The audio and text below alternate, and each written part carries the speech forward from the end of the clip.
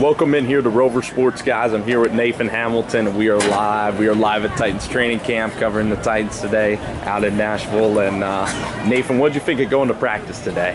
I thought it was a good time. I thought we had a pretty good showing out here. First day of pads, that's always exciting.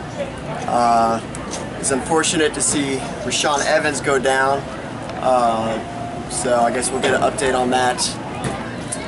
But yeah, I thought it was a good day of practice, and the guys went hard today. What do you think about Marcus Mariota's new offense that the Titans are employing with Matt LaFleur? Do you expect Marcus to have a huge year this year? I do. I think that the addition of Dion Lewis is going to help a lot.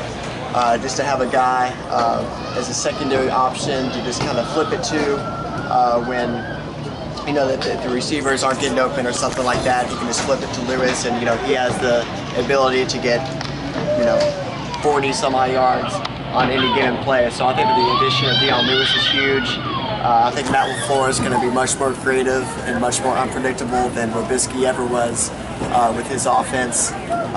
So yeah, I do think that Mariota is going to have sort of a bounce back year, although I guess you can't really call last year a down year on the fact that they went into the playoffs and then some. So. Sure. Beat Kansas City. That's right. And he got the most out of the malarkey offense, I'd say we did. Yeah, that Patriots game was such a joke. So I'm just really, yeah. Now that you have Mike Vrabel in here, he's kind of a no-nonsense guy. He's going to delegate responsibility. And but Matt LaFleur, we were talking about LaFleur earlier. You're afraid LaFleur is going to leave eventually?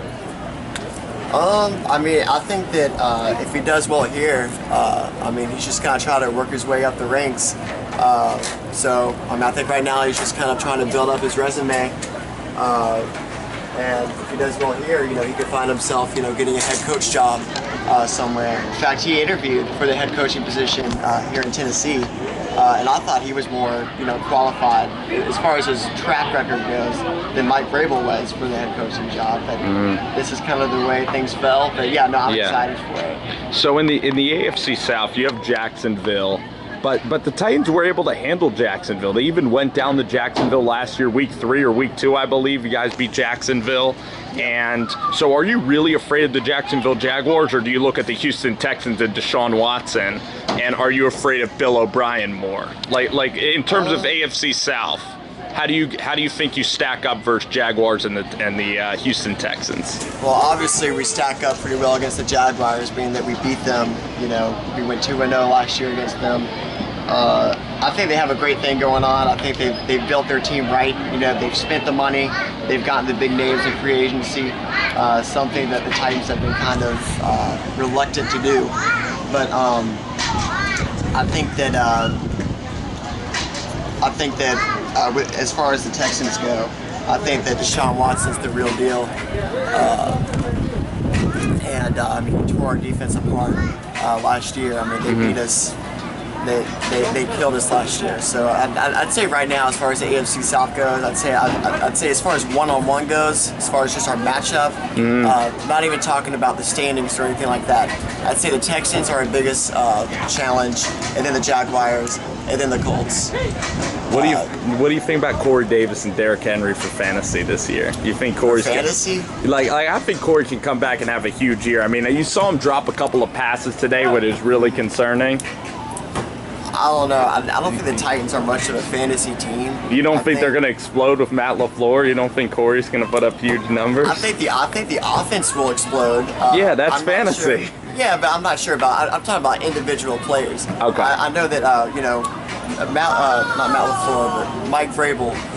He called Derrick Henry and Dion Lewis quote unquote running back 1A and running back 1B. So they're going to be splitting carries. If I had to guess, Derrick Henry will probably have about 60% of the carries, with Dion Lewis having the rest. So when you have running backs splitting carries like that, you don't necessarily want them for fantasy, or at least not early on. Maybe Dion as like a PPR guy, you know what I mean? Yeah. Like a McCaffrey. Yeah, and then of course the Corey Davis. The guy's entering his second year. He was injured a lot last year. He did showcase a lot of potential, but it's not necessarily a guy that's going to be a safe pick. It'll be a high reward pick if he pans out this year. But yeah, honestly, I think as far as fantasy goes, I think Marcus Mariota is the best bet this year. Nathan Hamilton, thank you so much. Great Thank you, media. man. We have a great fan base out in Tennessee. These That's right. bleachers right here were filled today, Nate, and you guys have a great following of you know, here in Tennessee. I'm very impressed by all the fans that were out here. And here you see the Titans practice facility. I like it's open to the public too. A lot of the NFL teams, like, they sell out tickets like within the first hour, so you can't even get to the yeah, like the Eagles, for example, Nate, like you can't even, you can only go to a couple of like open scrimmages at the stadium, and then it's only like VIPs that get to go. So I didn't know that. I want the Titans to stay modest, to let their fans come in, you know, because every day you just show up, go right through the gates, and man, oh man, look at all these fans. Friendly organization for sure, man. Yes, Nathan Hamilton. Thank you so much. Thank you for having me.